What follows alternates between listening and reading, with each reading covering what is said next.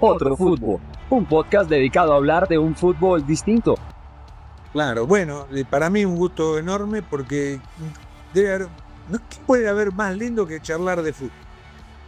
De acuerdo. Es apasionante. Vos sabés que yo siempre digo, hay dos fútbol. El fútbol jugado y el fútbol hablado.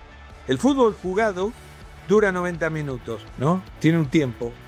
Pero el fútbol jugado puede durar una eternidad y es apasionante. Es auténticamente apasionante, ¿no? Carcamán, ¿qué ha habido? Incluso estamos uniformados. Volvemos otra vez a sentarnos en el sofá. Estamos Cachete con uniformados. cachete. ¿Qué cuentan? Bien, todo bien. Oiga, le iba a preguntar. Bueno, ¿por qué las camisetas? Ahora sí. Porque vamos a hablar con el que dice un escritor colombiano que no es el mejor escritor de fútbol, sino es el mejor escritor del mundo.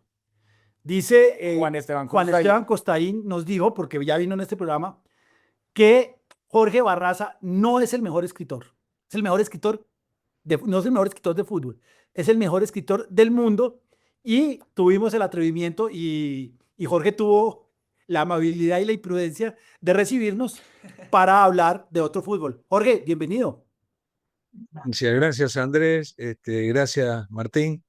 Es incómodo escuchar eso porque eh, es muy fuerte, ¿no? Es muy fuerte, entonces es incómodo. Yo lo que digo es que estoy bordeando las 4.000 columnas. Entonces, yo les puedo garantizar, yo lo hago con placer, escribir me apasiona, el fútbol me apasiona, el periodismo es fascinante para mí, es todo bárbaro, pero de todas maneras, cada columna tiene un costo, ¿me entendés? Te obliga mucho, porque uno trata de dar lo mejor y aparte tenés que brindar, como yo hago entre 2 y a veces 3 columnas por semana, hay que buscar un tema que sea universal, un tema que sea atractivo, eh, que tenga un lenguaje que todo el mundo lo entienda. Yo, por ejemplo, si pudiera hablar en lunfardo, o sea, meter más el lunfardo, que es una cosa que yo realmente la domino, me gusta, me encanta el lunfardo, lo haría, pero como hablo para un público latinoamericano, hay cosas que no se entienden, entonces no tiene uno que incursionar en eso. Pero como les digo, es aparte porque uno se compromete a escribir algo que tenga un gusto, que tenga un sabor, que esté informada la columna, ¿me entendés? Y bueno, y hacer todos los días una columna diferente, con un tema atractivo, y bueno, que cuesta, lo más difícil de todo es encontrar el tema. Si uno tiene el tema, luego ya lo demás es más fácil, porque tiene un oficio, naturalmente, hay un oficio, entonces el oficio te ayuda, ¿viste? Pero bueno, como te digo, se van a cumplir 4.000 columnas, sin contar otra, otra cantidad infernal de cosas que he escrito, o sea, entrevistas, qué sé yo, en las revistas donde trabajé, en los diarios donde trabajé. Bueno, ¿y tienes libros de fútbol? Sí, sí, libros, mirá, justamente acá tengo uno en la mano, Lo tengo. Claro. que, porque tengo que ir a ver a una persona y le voy a llevar de obsequio el libro, ¿no? Es el último libro que hice. Yo tengo 3 o 4 libros en la cabeza, algunos adelantados, otros que podría hacerlos con facilidad. Pero ¿qué pasa? El libro es un tema, ¿no? Es un tema aparte. En primer lugar, quienes somos periodistas y además escribimos libros, tenemos que quitar el tiempo, o sea, porque no puedo yo dejar mi trabajo.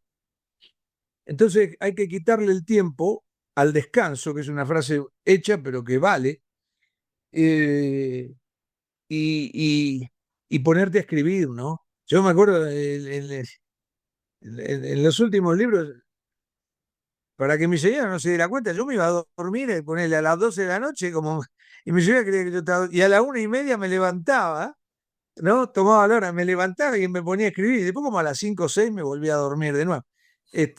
Todo porque si yo me quedaba escribiendo, iba a decir, pero qué bárbaro. Bueno, hacía esa estratagema.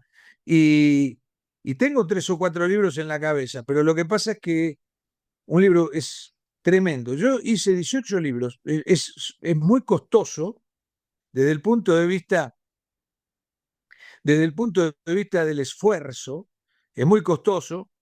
Y después que tiene uno pocas satisfacciones porque, ¿cómo te digo? La remuneración económica no es insignificante por lo general.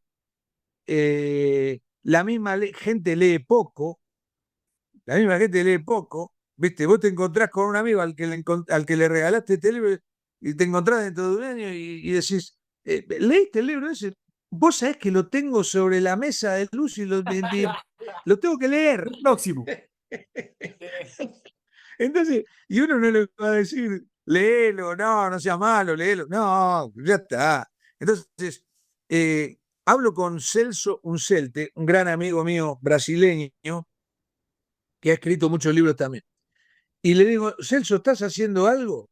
¿Estás haciendo alguna cosa de libro? ¿No? Me dice, no, Jorge, porque no hay incentivo. Después la gente no lee. Uno hace un esfuerzo descomunal y no tiene la recompensa adecuada. Y ¿sabes lo que me dice? Estamos haciendo libros para nosotros mismos. Buah. Y es así. Es decir, Jorge, y bueno, hablando puntualmente en las columnas, Andrés y yo, por ejemplo, escribimos en Somos general, columnistas. sí, sobre fútbol. Yo, en cambio, él en asuntos legales en la República, en Publimetro también. Y si tuvieras que darle un consejo a un columnista joven o alguien que está empezando, ahorita que además los tiempos son más turbulentos, la inmediatez, la inteligencia artificial Y hay más también medios, entró, además. hay más medios, todo el mundo escribe de todos los temas. ¿Qué consejo le darías?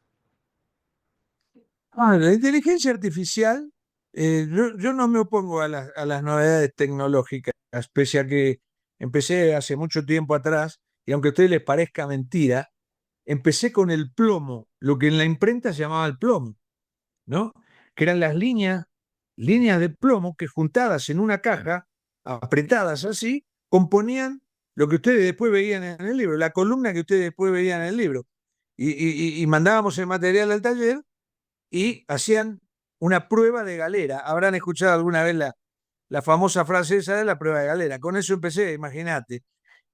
Una época muy, muy, muy distinta, ¿no? Pasaron millones de cosas en el medio y, y bueno, novedades tecnológicas. Yo me acuerdo cuando vino el, el, ¿cómo se llama? El cable, o sea, ¿cómo se llama? El cablegrama primero, después vino el telex.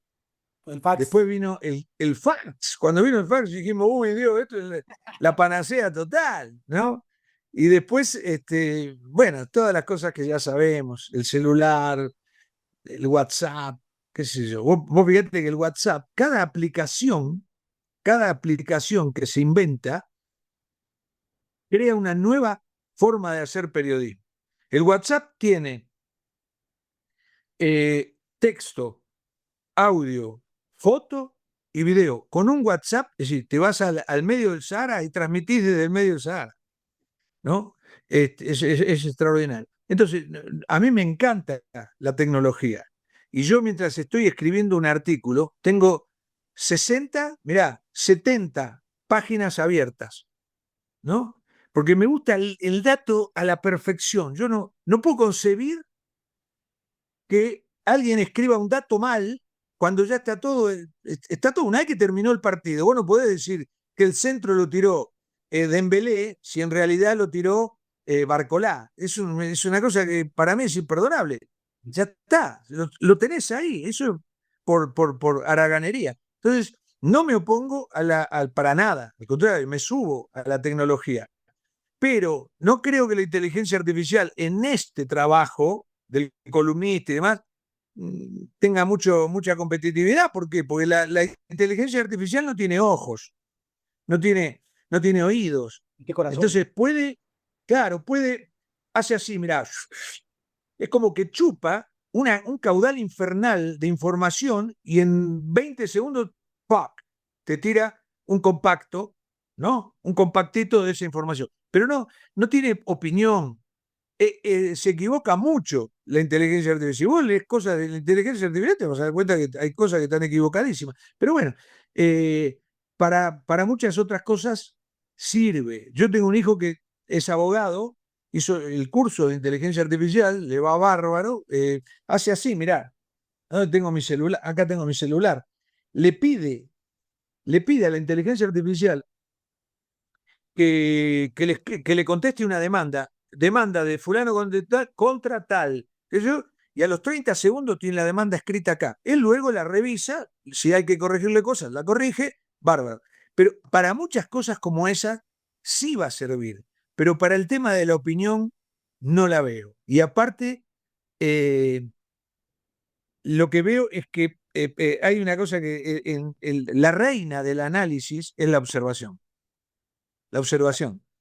Entonces, ¿qué pasa? Yo veo porque ahora hay un montón de chicos que se basan todo en datos. Ahora hay mucha numerología, mucho dato. O sea, se ha norteamericanizado Fútbol. el, el fútbol. Pero ¿qué pasa? Yo digo, la estadística es como un condimento, ¿viste? Le da un toquecito a la comida, pero no es la comida. La comida es el partido, lo que vos viste, lo que sabés ver, lo que sabés observar y que luego lo sabés transmitir. Eso es. Lo que yo les diría es que a los chicos jóvenes que empiecen, que sí se basen no se basen, sino que tengan muy en cuenta el tema de la estadística, de la tecnología, de todas esas cosas, pero tienen que mirar los partidos. Para hablar de fútbol hay que mirar los partidos. Hay gente que mira los resúmenes y otros ni siquiera los resúmenes, goles miran, y eso no es el partido. Entonces, para mirar fútbol, para hablar de fútbol, hay que mirar los partidos. Y ese es un tema que yo tengo, no sé, hablado 7 millones de veces y lo discuto y sigo apasionándome del tema y todo, ¿viste? Yo pregunto, en este momento hay 8.064 millones de habitantes en el mundo. ¿Habrá 10? No hablo de 100, ni 1.000, ni 1.000.000. Habrá 10 que pongan la tele y se pasen 2 horas para ver un partido de Cristiano Ronaldo. No creo. No. Yo creo que con Cristiano Ronaldo te alcanza con que diga, jugó el Al-Nassr, hizo un gol Cristiano Ronaldo, de penal, de cabeza, no sé de qué. Con eso ya es suficiente. ¿Para qué quieres saber más si no vas a saber más? ¿No? Perdón. Claro. Jorge, tú estuviste en la época del Telex y entonces viste 3 campeones. Argentina 78 con Fillol, Argentina 86 con Pumpido y el último Argentina con el Dibu. Empecemos a hablar. A mí es de las cosas que me da envidia, no soy envidioso casi, pero a mí me gustaría ser campeón grande de algo. Y mi equipo, que es Millonarios, que es un equipo mediocre, no lo ha logrado. Pero me gustaría empezar a hablar. Yo el Mundial del 78 tenía 12 años y me acuerdo muchísimo. El del 86, ni qué decir, y el que vimos hace muy poco, tuvimos con Sacheri. ¿Qué te acuerdas o cómo fue el Mundial del 78 en Argentina? Un mundial hermoso, muy lindo, muy bien organizado, ya con una impronta moderna. El Mundial 62 es un mundial muy casero. Una cosa, te voy a contar una anécdota para que imagines. El Beco, excepcional periodista uruguayo, argentino, peruano. ¿Por qué? Porque vivió su vida, la repartió más o menos equitativamente en esos 3 países. Y era un talento. Y el Beco su primer mundial fue el 62. Entonces va a ver el partido Brasil-España. Y iban en una guagua, lo que llaman la guagua, como un minibús, ¿no? Bondi. Y tuvo un choque mientras iba eso. Entonces tuvieron que bajar, qué sé yo, se armó lío, discutieron, el chofer, qué sé yo. Y llegaron tarde. La cuestión es que llegaron ya sobre la hora del partido. Cuando el Beco llega, el palquito en el Estadio Nacional de Chile, el palquito era una cosita así para 30, ¿no? Para 30, imagínate que actualmente se acreditan hasta 19.000 periodistas, entre escritos, de televisión, de radio.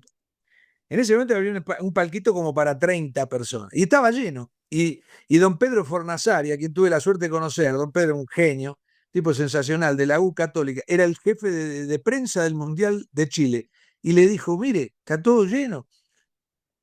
Si usted quiere, yo le acerco 2 sillitas junto al tejido. Eso era lo mundial. 2 sillitas que se la ponía cerca del alambre donde estaba ahí, y para que él, que era un enviado especial, mirara el partido. Vos fíjate qué cosa tan casera eran los mundiales. Después, ya en el 74, el mundial en Alemania, con los estadios, con un montón de cosas, como era Alemania, como era Europa y demás, además estaba floreciente Alemania, ahí se empieza a modernizar. Y en el 78 digamos que se copió eso, ¿no? Ya el modernismo. Fue muy lindo, unos estadios preciosos, eh, hubo equipos muy buenos. Argentina, Menotti quería un fútbol tipo Barcelona, ¿no? No se le dio porque debe ser la primera y única vez que el equipo local le tuvo que jugar contra los mejores equipos. Francia, Era la Italia, Italia y Hungría. escúchame, la Italia que 4 años después salió campeón. Y con esos mismos jugadores, y que en ese campeonato salió cuarto. Le toca a Francia, que era la Francia que 6 años después, con Platini, Lacombe, Gengini, Didier Six, todos esos fenómenos que tenía, salió campeón de Europa por primera vez, de la Eurocopa. Y le toca la última buena Hungría, ¿no? Eso en el primer turno, la primera fase. Y luego le toca Brasil, que era buenísimo, le toca Holanda, que era buenísimo y no le ganó por un milagro, Holanda, a Argentina, y le toca un buen Perú. Lo que pasa es que Perú ya estaba eliminado cuando le toca a Argentina. Ya era el último partido, ya estaba eliminado y todo. Bueno, pero no importa, a lo que voy. Hay Polonia, que era una buena, la Polonia de Lato, Sarmach, que había sido la revelación del Mundial anterior. Muy bien, le tocó todo lo peor. Entonces no pudo desplegar el juego que Menotti quería, pero puso mucha garra y lo ganó con garra el partido, ¿no? El campeonato. Pero el Mundial fue muy bueno y luego se lo desvalorizó por ese asunto del 6-0. Yo te digo, yo soy íntimo amigo de Teófilo Cubillas. 1000 veces le dije, Teófilo, pero encima la verdad, nene, no seas malo.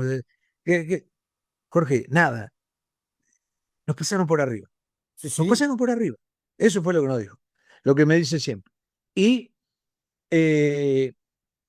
Pero ¿qué pasa? Por una cuestión política, a la izquierda la izquierda ha hecho y sigue batallando por su enfrentamiento con los militares, tratando de demostrar que ese mundial se compró, se arregló.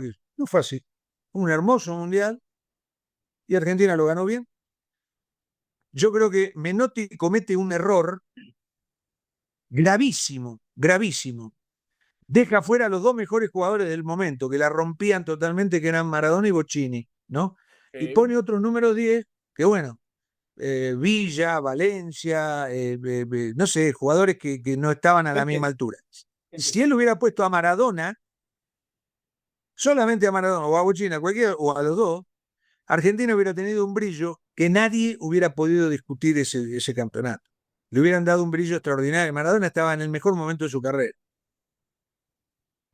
Y bueno, y hablando del tinte político, es que lo hablan mucho, por ejemplo, del Mundial del 38, que ahí sí hubo un tinte político metido y pues eso sí se lo leía a Luciano Berni, que creo que era el que decía que, pues, que contaba la historia de cómo se mete Mussolini e interfiere.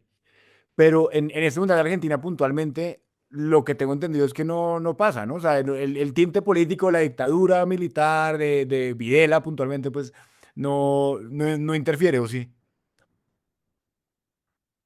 Eh, Para mí no interfirió para nada de la dictadura. No, para nada. Todo se habla de que porque Videla entró al vestuario de Perú a saludar a los jugadores. Era una cosa normal. El presidente iba a ver un partido y saludaba a los 2 equipos. No pasa. Pero aparte otra cosa, hay que ir a hechos concretos. Dos meses antes, Argentina y Perú juegan 2 partidos, ¿no? Por la Copa Ramón Castilla, Mariscal Ramón Castilla. Y juegan en cancha de Vélez, gana Argentina 2-1. Y en el Estadio Nacional de Lima gana Argentina 3-1. No era, perdón, Vale. no quiero parecer un pedante, pero Perú no era un problema para Argentina. Bueno, vamos a empezar a hablar seguimos con Argentina, pero vamos a hablar de Independiente porque alguien me dijo que 2 goles de las finales del Mundial las ha marcado Independiente, Bertoni, y ahora vamos al Mundial del 86, Burruchaga. El Mundial del 86 fue distinto porque tuvo una figura, no más. Tuvo una figura de los 24 equipos, realmente, y cualquier persona que dice, ¿cuál fue el Mundial de Maradona? El 86. Claro. ¿Cómo fue? ¿Qué se siente ser hincha del equipo de Maradona cuando queda campeón mundial Maradona y los otros, que no eran malos? Brown, Burruchaga, Batista, Pumpido, era un buen equipo, Sí, pero buen equipo. y estaba Bocini, pero al lado de Maradona y lo que hizo en ese mundial, ¿qué pasó ahí? Pasa que, claro, pasa que, o sea, era más que buen equipo, te diría muy buen equipo. Por ejemplo, jugaba Olarticoechea, que era un jugador extraordinario. Si vos lo ponías de lateral derecho, era la figura de la cancha. Lo ponías de 3, hacía el gol del triunfo. Lo ponías de 8, se comía la cancha. Era de cualquier cosa que lo pusiera, jugador extraordinario. Yo siempre lo hablo con Bocini, que es un extraordinario amigo, y mirá que Olarticoechea era de Racing, ¿no? Pero el Bocha dice, el Vasco, extraordinario, extraordinario. Y además tenía ese equipo una cosa que el Bocha me cuenta, ¿no? Dice, mira, la mayoría de esos jugadores, todos eran capitanes en sus equipos. Eran capitanes. Dice, vos, en el vestuario, hablaba Pasarela, hablaba Maradona, hablaba Brown, hablaba Ruggeri, hablaba Pumpido, todos tipos pesados. ¿Me entendés? Entonces, era un equipo bueno, muy buen equipo. Y después tenías tipos que no hablaban, por ejemplo, como Burruchaga, pero Burruchaga es un jugador que nunca erró un gol. Lo conozco desde que empezó, desde la selección juvenil. Es un jugador que vos le ponías la pelota en cortada y era gol seguro, ¿viste? Y entonces, que además influye mucho eso, porque vos fíjate esto, Maradona le pone la pelota a Burruchaga, pero Burruchaga convirtió. Sí, sí, Claro. Si Burruchaga no convierte, cambia mucho la historia. claro, porque ¿Por qué? Porque el asistidor depende del asistido. Vos ponés 5 pelotas de gol. Yo recuerdo, a mí se me cayó abajo Mbappé cuando Messi pasó al Paris Saint-Germain. ¿Por qué? Porque empecé a ver todos los partidos. Yo miro todos los partidos de Messi. Entonces, es que no vas a ver otro jugador igual. ¿Qué vas a ver? Al Real Madrid, ahora estoy mirando el Real Madrid. Mientras estaba hablando con usted, ya va perdiendo 1-0 al Mallorca. Es un equipo que no te deja nada. Ni el día que gana, que sale campeón, no te deja absolutamente nada de fútbol el Real Madrid. Entonces yo, si veo un jugador como Messi, que hace 7 pases fenomenales, a mí lo que más me gusta de Messi son los pases, que no los veo en otro jugador, ¿no? Bueno, me gusta ver eso. Entonces, me empiezo a ver el Paris Saint-Germain. Y por ver el Paris Saint-Germain, vi 2 años completos, como más de 100 partidos, a Mbappé. Y me di cuenta de lo torpe que es para definir. Es un jugador atolondrado, que va corriendo con todo. Claro, queda muchas veces en posición de gol por su potencia, por su velocidad, ¿no? Pero después no sabe definir. Y ahí hubo un partido, bueno, Messi le puso 200.000 pases de gol, pero hubo un partido en que le puso 5 pases de gol mano a mano en un tiempo. Y los tiró todos mal. O al pecho del arquero, arriba, afuera, al palo, yo qué sé. Entonces, el asistidor depende mucho del asistido. Esos 5 pases de gol quedaron inadvertidos. Y eso te pasa. Vos fíjate, en el Mundial del 2014, Argentina pudo haber sido campeón si es que Higuaín define esa pelota que está solo. Y Palacios. Y eso, lo que pasa es que los pases de Maradona, hay 2 pases famosos, a Burruchaga y el que le hace a Canigia en el Mundial de Italia, que es, pero ese gol sí era mucho más difícil. Ninguno de los dos es fácil, pero el gol de Canigia. Sí. Ahora, en el Mundial del 86 hay un ingrediente que solo lo conoce un argentino. Y es Inglaterra, pero no solo el partido, los 3 años previos y todo lo que pasó, porque inclusive ahorita hubo un chileno que empezó a hablar del gol de la mano y todo eso que no quiero hablar acá, pero la sensación que tenían ustedes es que era más que fútbol. Eso es así. Con Argentina, con Inglaterra. Contra Inglaterra sí, porque hay una cuestión histórica, ¿no? Que son las Malvinas. Inglaterra, Claro. en 1805 fueron las primeras invasiones inglesas rechazadas por los patriotas argentinos. En 1806, las segundas invasiones inglesas. Fueron 2 intentos de invasión. Y luego invade las Islas Malvinas, que tenían un gobernador argentino, y pues son Argentina, se deponen al gobernador y se adueña de las Malvinas. Entonces, está siempre esa cosa con los ingleses, ¿no? Hay una rivalidad que excede lo futbolístico, pero en ese momento, ganarle a Inglaterra era un poco, en el fútbol, era un poco tomarse una revancha de nivel país, ¿viste? Ya sé que las Malvinas siguen en poder de Inglaterra, no me digas eso, pero el fútbol, a la gente le gustó que Argentina le ganara, ¿no? Entonces, yo lo que quiero decir de la mano de Maradona, sí, fue mano. Eso es indiscutible. ¿Quién va a discutir eso? Y si hubiera VAR, el VAR lo anulaba, el gol, ¿no? Pero tampoco es que Argentina salió campeón por ese gol. Primero que Argentina le ganó. Si el gol no se hubiera conquistado, a lo sumo empataban y iban a penales, tal vez. Pero no es que Argentina salió campeón por la mano de Maradona. No salió campeón por la mano de Maradona.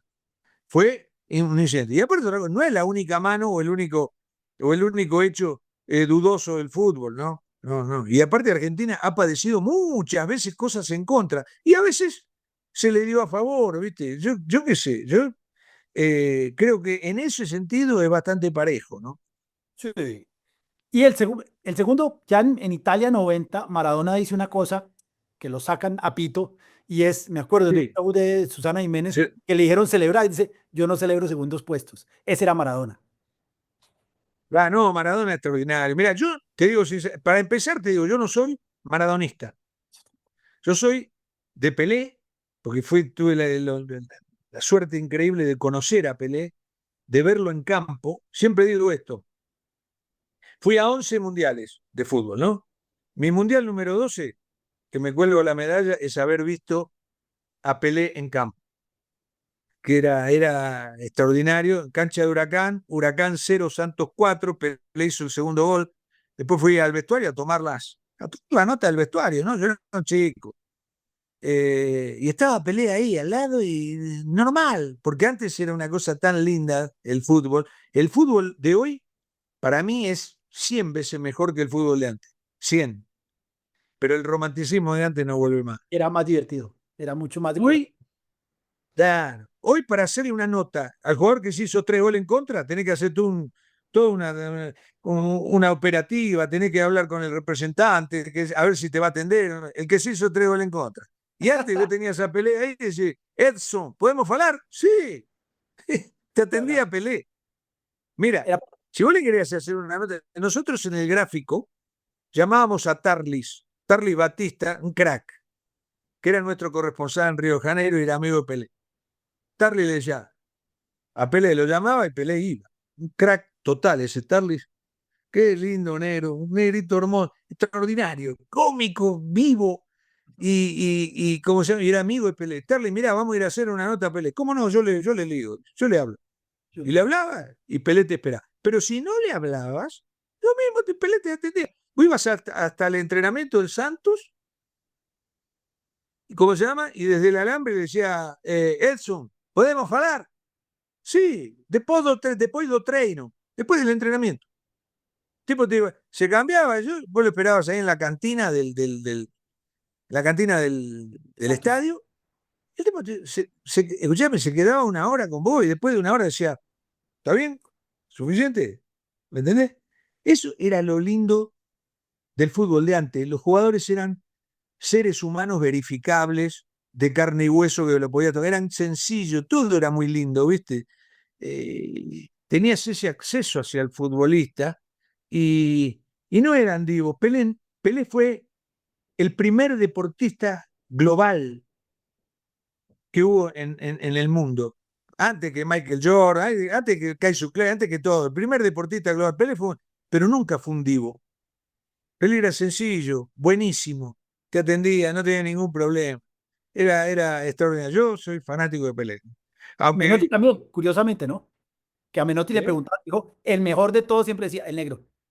Y no lo decía Bueno, de... Menotti, pasa que Menotti jugó con Pelé, no te olvides. Claro.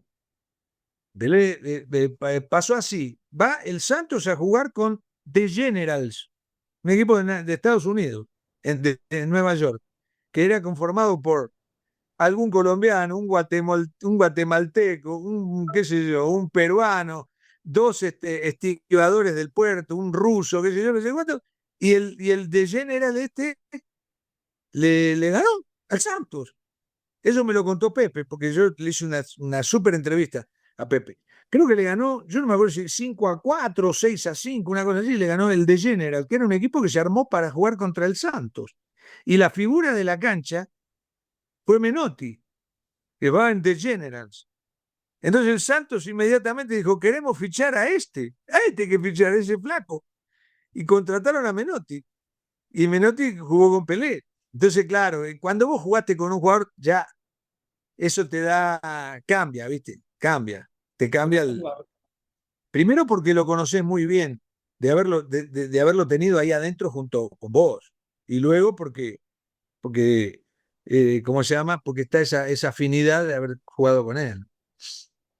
Jorge, tú hablabas ahorita de que el fútbol de ahora es 100 veces mejor. Y de hecho una columna de hace poco decía básicamente que ya no hay jugadores distintos. Yo creo que incluso eso también es un poco de Guardiola, que terminó creando maquinitas que hacen muchos pases, que todos son geniales haciéndolo, pero no hay ninguno que destaque tanto. Yo veo, no sé, en Colombia, por ejemplo, hay dos que me encanta ver por los pases, lo que hablamos ahorita. Pues Juanfer y James puntualmente son dos tipos que para meter Todavía, pases son... todavía hacen una gambeta. Sí, y meten un Claro. pase jugado y son un poco distintos. En este momento hablas del partido del Real Madrid y el Mallorca. Va ganando el Mallorca, lo que significa que el Barça sería campeón en este instante. Y quedaría campeón Lamine Yamal, que creo que puede ser uno de esos, pero ¿por qué ya no hay jugadores distintos? ¿A qué se debe que ya no sea como antes? Si aún así incluso el fútbol sigue siendo 100 veces mejor. Te falta el atrevimiento. Vos fíjate que si Lamine Yamal, con las condiciones que tiene, él diera pases hacia atrás, como hacen todos demás, o cuando va a enfrentar, viste que a todos, yo a la mayoría lo que veo hacer lo mismo. Van a enfrentar al marcador, se le pone el marcador de frente, pegan la vueltita y dan el pase atrás. Eso, una cosa que no me gusta. Pero el jugador que a pesar de eso encara, muestra algo diferente. Y en este caso, como se trata de un jugador tan hábil como Lamine Yamal, destaca ampliamente. Yo estoy muy contento de verlo porque eh, ojalá se consolide, ¿no? Porque puede llegar a ser un muy, muy, muy, muy grande, ¿no? Un fenómeno, un fenómeno. Ahora, ¿qué pasa? Vos decís, ¿cómo? Si no te gustan los jugadores que pasan la pelota para atrás, ¿y cómo te gusta el fútbol actual? Me gusta porque tiene una dinámica que no tenía antes el fútbol. Antes se jugaba a 2 kilómetros por hora, ¿viste?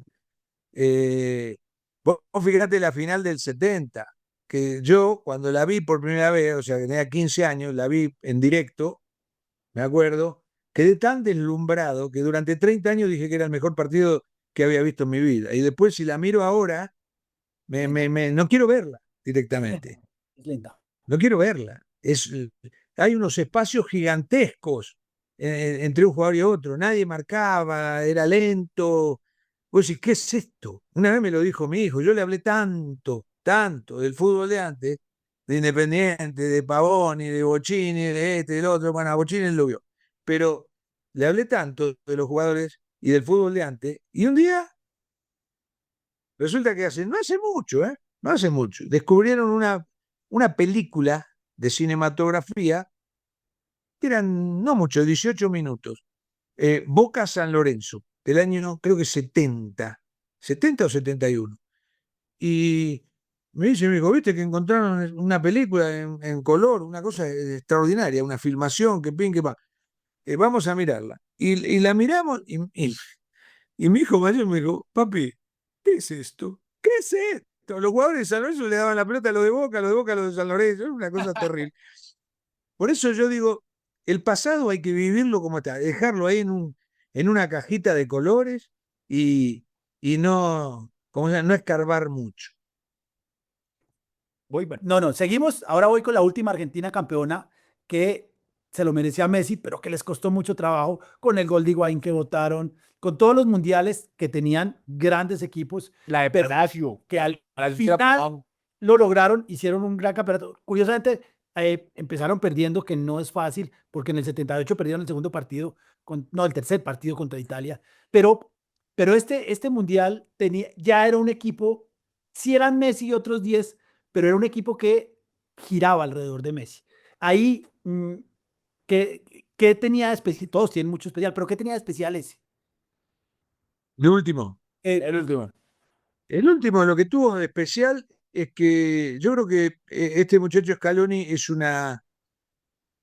un descubrimiento, por lo menos dentro de la Argentina, jamás visto, ¿no? Extraordinario. Eh, por lo que logra que los jugadores se conviertan en un equipo y no en individualidades, porque logra que imponer ese fútbol bonito de tratar bien el balón, de ir adelante, de defender bien, de jugar a la Argentina, porque hay una manera argentina de jugar al fútbol, y que es esa, la que promueve Scaloni, porque ha acertado con los nombres, ¿no?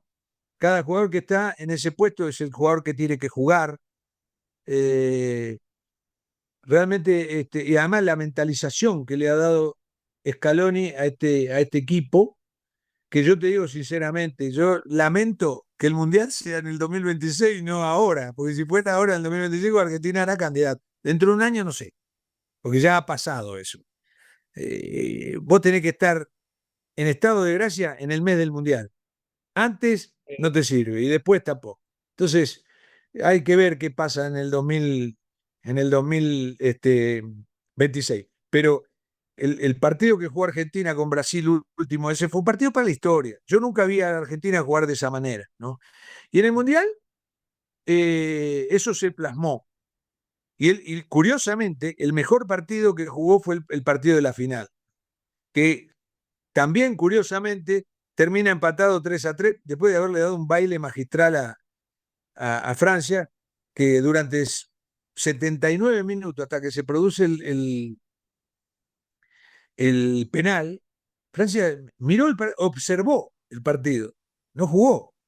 Tanto es así que ustedes habrán visto ese videíto que en el vestuario Deschamps está, bueno, está furiosísimo, quiere romper todo y dice, ellos están jugando una final del mundo y nosotros, ¿qué carajo estamos haciendo?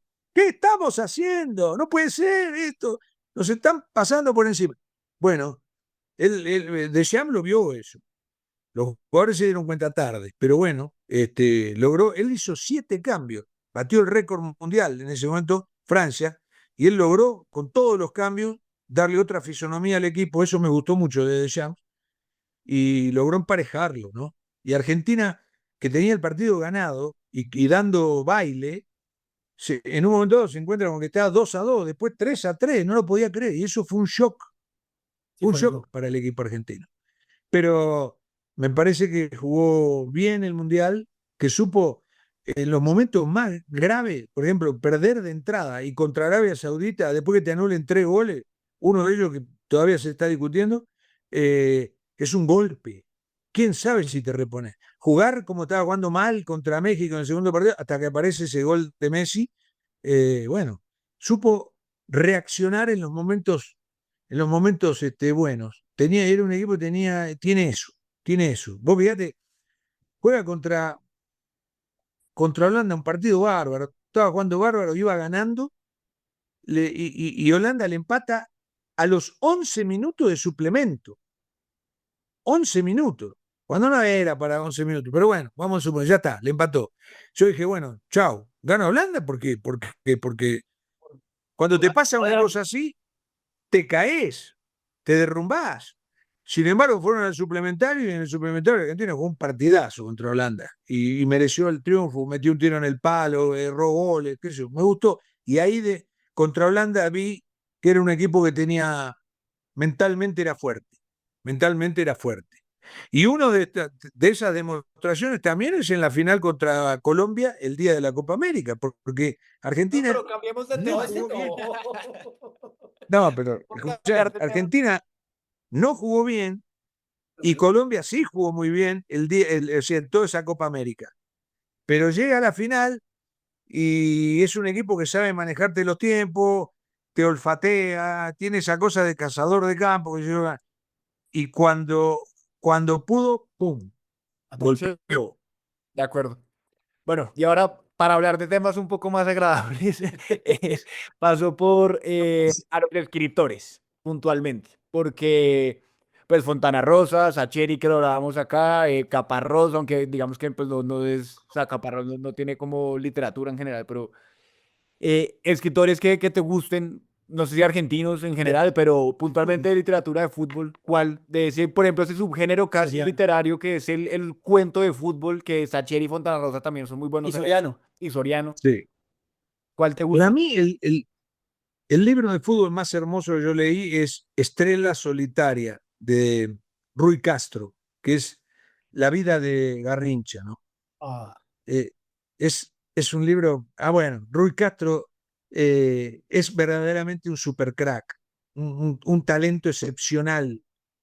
Y, ¿cómo se llama? Él escribe desde la admiración total por Garrincha, dice, porque él es de Flamengo, Rui Castro.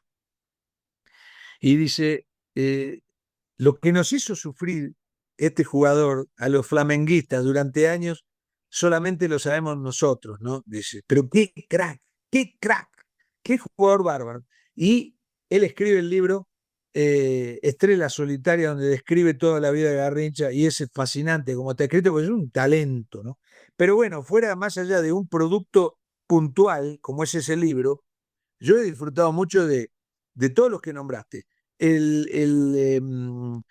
Caparrós, como columnista de Olé, lo disfrutaba todas las semanas mientras escribió, ¿no? Y eso que él es boquense, ¿no? Y él escribía solamente de Boca, pero alguna que otra vez de la selección. Pero aún así, una delicia Caparrós escribiendo, ¿no? Y bueno, Sacheri otra cosa, Sacheri lindos cuentos. Cuando escribe ese cuento de que el día de la final que Independiente gana con 8 hombres contra Talleres en Córdoba, eh, y el padre lo había mandado a la casa de la tía en Mar del Plata. Y él dice, pero ¿por qué hizo esto mi papá? ¿Por qué? No lo entendía. Pero bueno, dice, pasó, yo era un chico, no me di cuenta.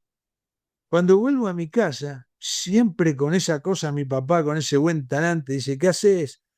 Mirá, tipito, le había guardado todos los diarios que hablaban de la hazaña de Independiente. Dice, mirá, tipito, te lo guardé para vos, ¿no? Y, y bueno, dice, muy poco tiempo después me enteré que mi papá se estaba muriendo de cáncer, ¿no? Es una historia que me la recuerdo y me conmuevo ahora, ¿no? Me impacta. No, es un contador genial, Eduardo Sacheri, que tenemos la suerte de integrar un grupo que se llama Tinta Roja, de escritores de Independiente. Claro, wow. Y, y Fontana Rosa, un ídolo. Fontana Rosa, un ídolo. Un tipo que tenía cosas geniales. Otra cosa no se puede decir. era un bárbaro, es maravilloso. Un bárbaro. Él decía una cosa que es cierta: los argentinos queremos más a nuestro club que a nuestra selección. Claro, claro. Nuestro club está muy por encima de la selección, ¿no? Por eso, una pregunta que en la Argentina siempre te dicen, ¿qué preferís?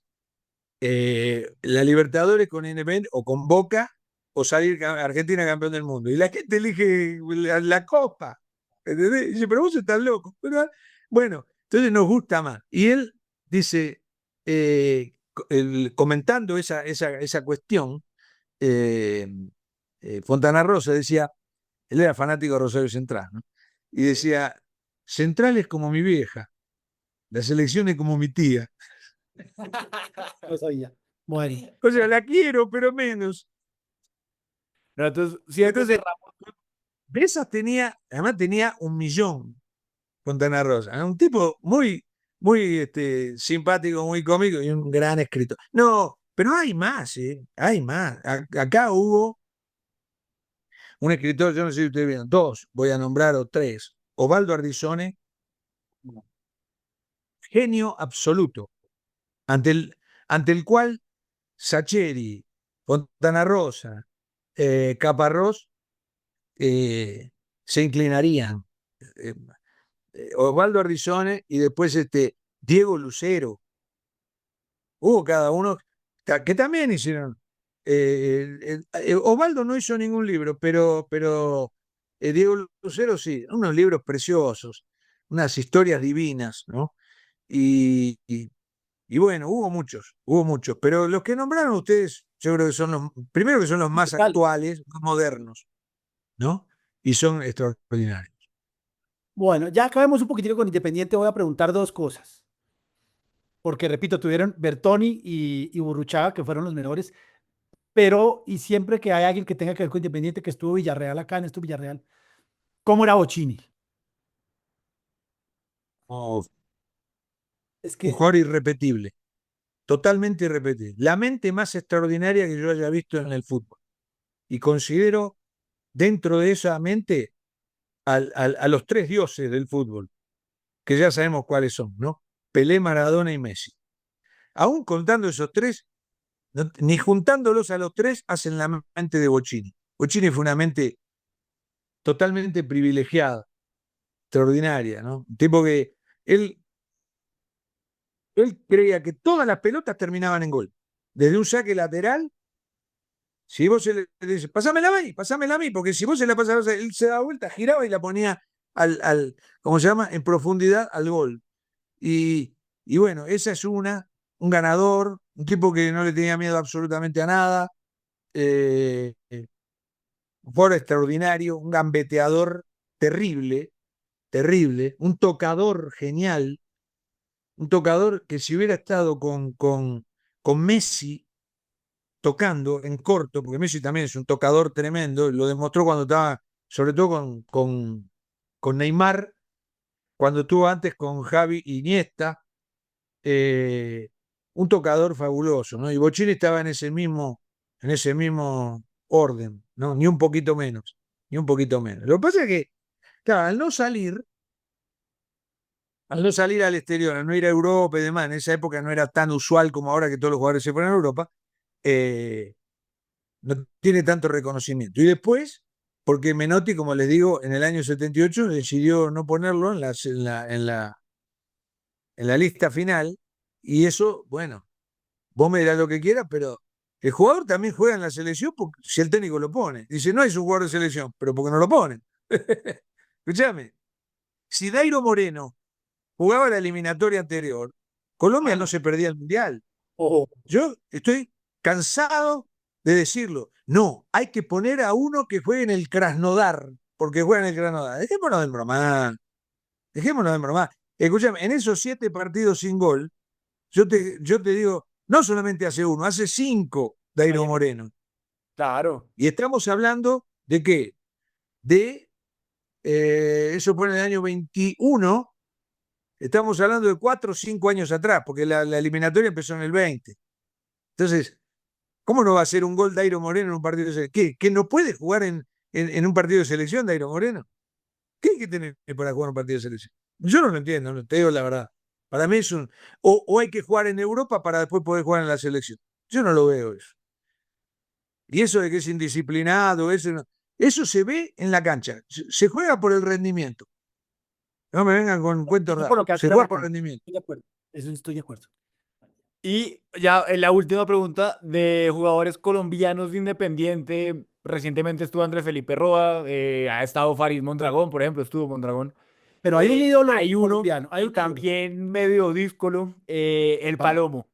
¿Qué puedes hablar del Palomo? Nosotros realmente, el hincha de Independiente todavía se está preguntando por qué se fue. ¿Por qué se quiso ir? Porque si hubo una hinchada que amaba a un jugador, era la de Independiente al Palomo Zuriaga, ¿no? Jugador extraordinario, extraordinario. Creo que mismo en Colombia, infravalorado, porque lo tenía todo. Tenía el físico, la técnica, el remate, la gambeta, el gol, el Calidad, atrevimiento, la la personalidad. habilidad. Tenía todo. Pero cuando yo hablo con alguien de Colombia sobre el Palomo, dice, sí, el Palomo, como si fuera un personaje y no como el jugador que realmente fue. Ahora, que sí, además era un personaje, sí. Por eso un día decidió irse de Independiente, una locura total, porque estaba en un momento extraordinario él, la gente lo quería, lo adoraba, no lo quería. Me acuerdo que en esa época Independiente estaba inmerso en las copas. Entonces ponía en los partidos de campeonato, ponía suplentes o alternaba. Y no ponía, por ejemplo, a los mejores no los ponía. Entonces estaba de civil, entraba de civil Usuriaga a la cancha y la gente lo ovacionaba de una manera como si acabara de meter un gol. Un jugador extraordinario. Aparte, en el caso mío, especialísimo. ¿Por qué? Porque es el ídolo de mi hijo mayor. Mi hijo mayor estaba en ese momento, tendría que ponerle 15, 16 años, esa es la época que nos fanatizamos por el fútbol, ¿no? A esa edad. Y justo engancha a Usuriaga, ¿no? Y es hasta el día de hoy es su ídolo. Entonces, uno tiene tanto amor por los hijos que el ídolo de tu hijo lo respetás, ¿no? Bueno, Jorge, muchísimas Igual, gracias. perdón, Mondragón, extraordinario en Independiente, Claro, claro. extraordinario. Pero bueno, me tocaron ahí el punto con. No, está bien. De eso se trata, ese es otro fútbol. Jorge, muchísimas gracias. Te vamos a pedir un favor después, es si tratamos de hablar con el ídolo de Independiente, con Bochini. Yo lo intento, él no está asegurado, de pronto dice que sí. Muchísimas gracias por esta charla. Sigue Real Madrid 1, Real Madrid 0, Mallorca 1. Mallorca 1. Y muchas gracias por la charla. Encantados, deliciosa la charla. Yo soy argentino de corazón. No me lo doy ni a Brasil, no, yo soy argentino o Colombia, pero me gusta más Argentina. Muchas gracias por la charla y espero vernos propios. Te mandamos el video. Claro, bueno, para mí un gusto enorme porque debe haber, no puede haber más lindo que charlar de fútbol. De acuerdo. Es apasionante. Vos sabés que yo siempre digo, hay dos fútbol. El fútbol jugado y el fútbol hablado. El fútbol jugado dura 90 minutos, ¿no? Tiene un tiempo. Pero el fútbol jugado puede durar una eternidad y es apasionante. Es auténticamente apasionante, ¿no? Hay una anécdota de fútbol hablado. Tele Santana y Cruyff en Tokio se pasaban la noche antes de la final intercontinental Barcelona, Sao Paulo, si no estoy mal, hablando de fútbol, como acá, en otro fútbol. Sí, es hermoso hablar de fútbol. Para mí es un gusto. Como le digo, cuando quieran hacemos un bis y si querés que hable con el Bocha para convencerlo, con mucho gusto. Dale, muchas gracias. Muchas gracias, qué honor, un gusto. Abrazo enorme.